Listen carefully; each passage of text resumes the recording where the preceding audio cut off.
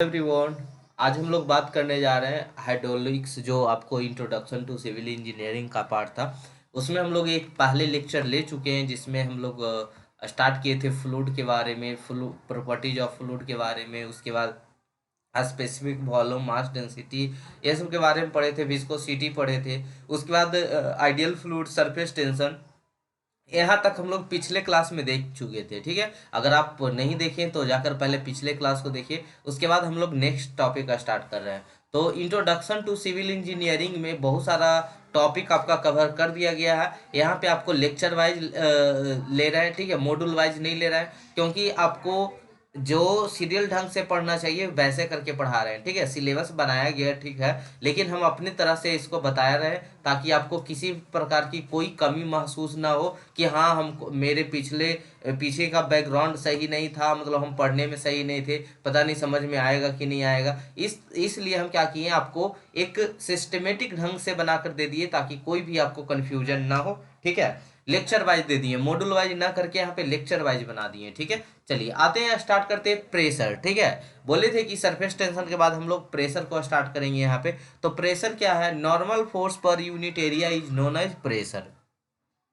जो प्रेशर होता है force upon area, normal force upon area is called pressure. Unit इसका होता है न्यूटन पर मीटर स्क्वायर, जिसे pascal, bar, atmosphere, KGF per centimetre square, torque etc के नामों से हम लोग जानते हैं। यूनिट इसका डिनोट करते हैं, जहाँ पे कुछ 1 pascal is equal to 1 newton per metre square होता है, 1 वार इजकल टू 10⁵ पास्कल होता है। पास्कल मतलब 1 newton per metre square. 1 KGF centimetre square equal to 9.81 गुनी 10⁴ न्यूटन पर मीटर स्क्वायर होता है। एक torque is equal to 1 mm of Hg। M mercury का होता है। इस चीज को आपको जब आपके आगे सेमेस्टर में जब फ्लूइड्स मैकेनिक आपको डिटेल में पढ़ना होगा, अभी तो बस बेसिक खाली टर्म देख रहे हैं ना, ये सब चीज थोड़े ये इसका यहाँ पे जैसे कि अभी एक कई पेज का है, 10 पेज का है हाइड्रोलिक्स अभी बता रहे हैं। आगे आपको 200 मेरा ही नोट्स है, कुछ 290 शायद पेज का है। तो इतना पेज का नोट्स है, यानी एक बता रहे हैं, एस्टिमेट बता रहे हैं आपको कि बहुत ज़्यादा डिटेल में पढ़ना होता है। Pressure is always compressive nature. जो प्रेशर होता है वो ऑलवेज कंप्रेसिव नेचर का होता है। टाइप्स ऑफ प्रेशर की बात करें, जहां से आपके क्वेश्चन पूछे जाते हैं, तो एटमॉस्फेरिक प्रेशर होता है, दूसरा गेज प्रेशर होता है, तीसरा अब्सोल्यूट प्रेशर होता है, चौथा वैक्यूम प्रेशर होता है। तो आइए इस फिगर से पहले हम लोग समझ लेते हैं कि क्या होता है। तो जैसे मान लीजिए ये एटमॉस्फेरिक प्रेशर है, ठीक है, ये एटमॉस्फेरिक प्रेशर है आपका। तो एटमॉस्फेरिक प्रेशर के ऊपर जो प्रेशर होगा उसे हम लोग गेज प्रेशर कहेंगे, और जो नीचे होगा उसको वैक्यूम प्रेशर बोलेंगे। और total gauge pressure plus vacuum pressure को हम लोग एब्सोल्यूट प्रेशर के नाम से जानते हैं। ठीक है, तो gauge pressure, vacuum pressure is called absolute pressure. ये वैक्यूम प्रेशर है, ये गेज प्रेशर है। गेज जो वैक्यूम प्रेशर होता है नेगेटिव गेज प्रेशर होता है। इसको हम मतलब जो गेज प्रेशर है ना, उसी को निगेटिव में अगर ले जाए, मतलब ये एटमॉस्फेरिक लेवल से बिलो जाए, तो ये भी एक तरह का गेज प्रेशर ही है। ठीक है, लेकिन ये निगेटिव गेज प्रेशर होता है, जिसे हम लोग क्या बोलते हैं, वैक्यूम प्रेशर बोलते हैं। ठीक है, तो आई होप अभी यहाँ पे सारे पॉइंट्स क्लियर हुए होंगे कि एटमॉस्फेरिक प्रेशर से ऊपर क्या होता है, गेज प्रेशर होता है, नीचे जो होता है आपका वैक्यूम प्रेशर होता है। और इसकी फॉर्मूले की बात करें तो पी एब्सोल्यूट यानी प्रेशर एब्सोल्यूट इजकल टू क्या होता है, P ATM plus P gauge, यानी atmospheric pressure plus gauge pressure. Atmospheric plus gauge pressure is equal क्या होता है, एब्सोल्यूट प्रेशर होता है। वैक्यूम प्रेशर क्या होता है, एटमॉस्फेरिक माइनस एब्सोल्यूट। ठीक है, तो आइए यहाँ पे देखते हैं, अभी इसकी डिफिनीशन को देखते हैं। Atmospheric pressure, pressure exerted by environmental mass air is known as atmospheric pressure. जो हमारे इन्वायरमेंट के द्वारा जो प्रेशर एग्जर्ट होता है उसे ही हम लोग क्या कहते हैं, एटमॉस्फेरिक प्रेशर बोलते हैं। It is measured by barometer. Pressure को किससे मेजर किया जाता है, बैरोमीटर से। ठीक है, गेज प्रेशर क्या है, तो pressure measured with respect to local atmospheric pressure is known as gauge pressure. ठीक है, तो एटमॉस्फेरिक के ऊपर यानी जो एभव हम लोग जो प्रेशर होता है, जिसे हम लोग गेज प्रेशर बोलते हैं। तो pressure measured with respect to local atmospheric pressure is known as gauge pressure. Absolute pressure क्या हो गया, pressure measured with respect to zero pressure is known as absolute pressure. Zero pressure से लेकर, ये zero pressure है आपका, ठीक है, तो जीरो प्रेशर से लेके यानी vacuum pressure plus gauge pressure is called absolute pressure, ठीक है। तो pressure measured with respect to zero pressure is known as absolute pressure. Vacuum pressure क्या हो गया, pressure less than atmospheric pressure. Atmospheric pressure से जो कम प्रेशर है उसको हम लोग क्या कहते हैं, वैक्यूम प्रेशर कहते हैं। एटमॉस्फेरिक प्रेशर से जो ज्यादा प्रेशर है उसे गेज प्रेशर बोलते हैं, ठीक है। चलिए अब आते हैं आगे, देखते हैं there may be positive gauge pressure और negative gauge pressure, but there can not be negative absolute pressure. Gauge pressure positive negative हो सकता है, अगर पॉजिटिव है तो उसे गेज प्रेशर बोलते हैं, और वो अगर निगेटिव होता है तो उसे हम लोग वैक्यूम प्रेशर बोलते हैं। तो गेज प्रेशर निगेटिव पॉजिटिव हो सकता है, लेकिन जो एब्सोल्यूट प्रेशर है वो कभी भी निगेटिव नहीं हो सकता है। अब आते हैं बॉयंसी फोर्स के बारे में। बॉयंसी फोर्स क्या है, तो when a body is immersed in a fluid either partially और completely, a net vertically upward force exerted by fluid on the body which is known as force of buoyancy, ठीक है।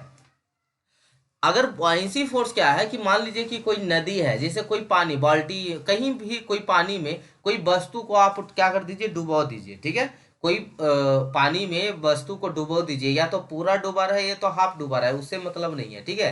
तो उस body पे जो वर्टिकली जो force exact हो रहा होगा फ्लूइड पर, उस बॉडी के द्वारा, उस फोर्स को हम लोग क्या कहते हैं, बॉयंसी फोर्स कहते हैं। उत्प्लावन बल हिंदी में पढ़े होंगे तो, ठीक है।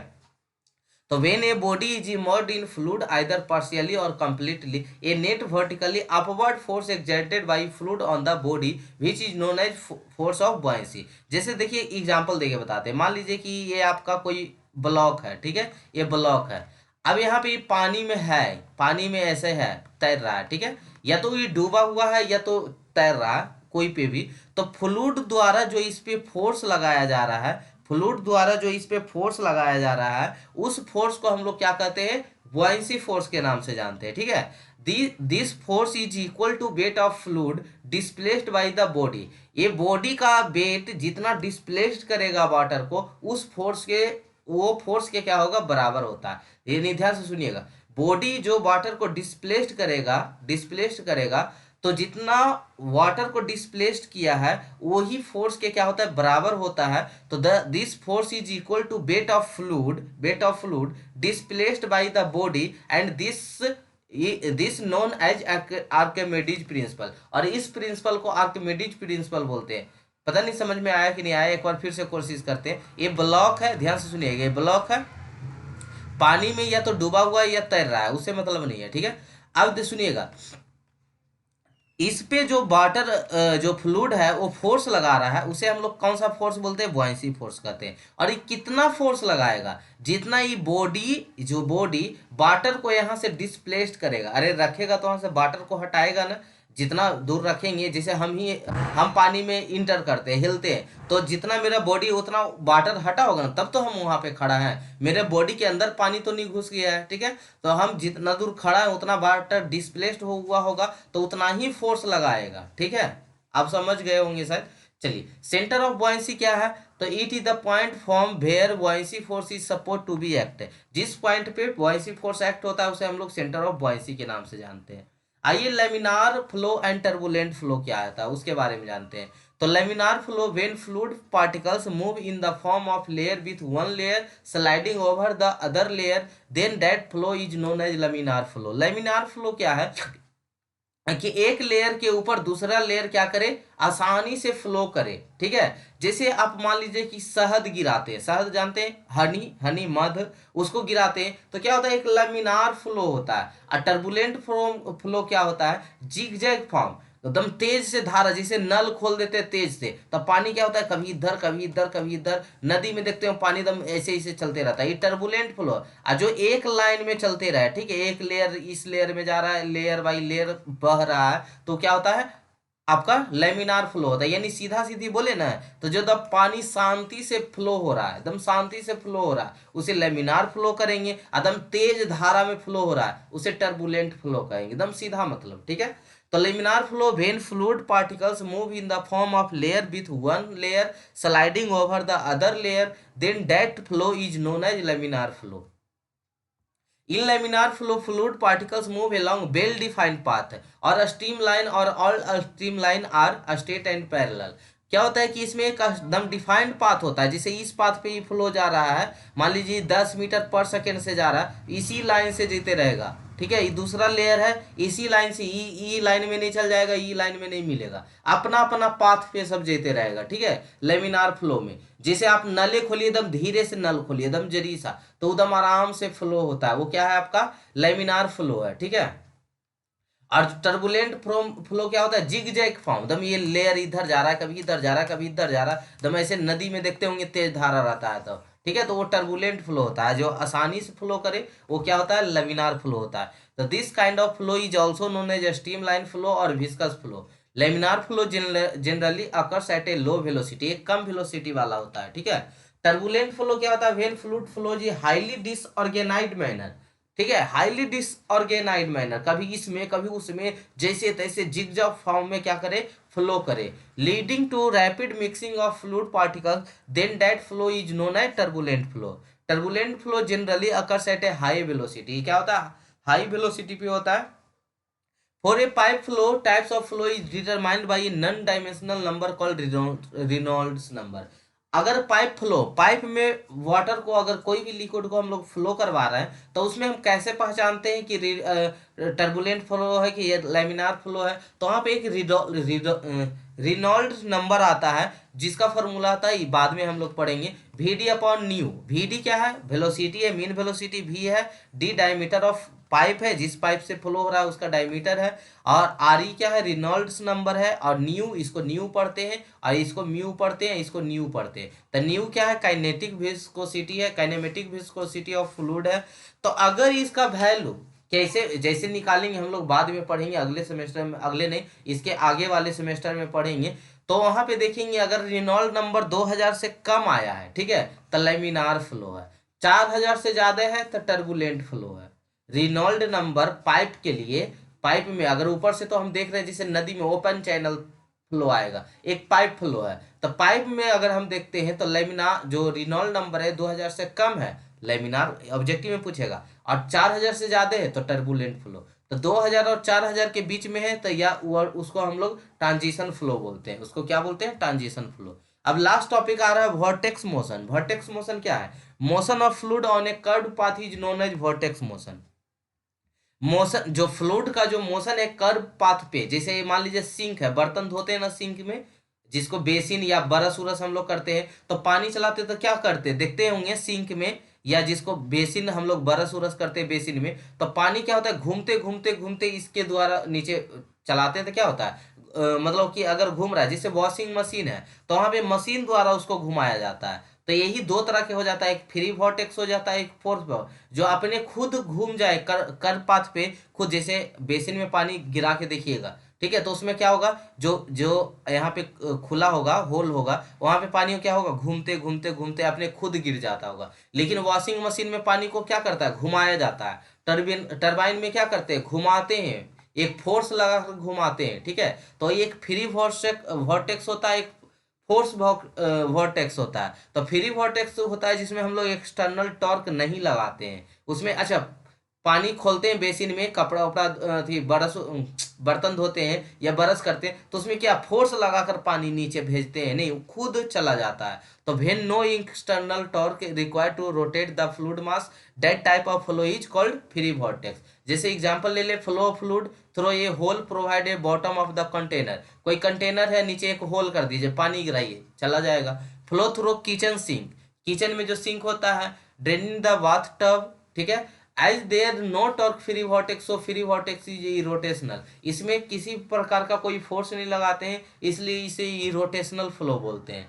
फोर्स वॉर्टेक्स क्या है, in force vortex fluid moves on A curve path under the influence of torque. अगर हम टॉर्क लगाकर, जैसे आप वॉशिंग मशीन में कपड़ा धोते हैं, ठीक है, तो वहाँ पे क्या करता है, घुमाया जाता है उसको, ठीक है, या टरबाइन क्या करता है, पानी को घुमाता है, तो उसका तो एग्जांपल नहीं ले सकते, लेकिन आप से इसका ले सकते हैं, जैसे पानी उनी जैसे मोटर से पानी निकाल कर कौन सी पुल्ली द्वारा भेजते हैं ना, खेत उत में वैसा होता है। जो खेत में होंगे वो देखे होंगे, खेत में काम करते होंगे। ठीक है।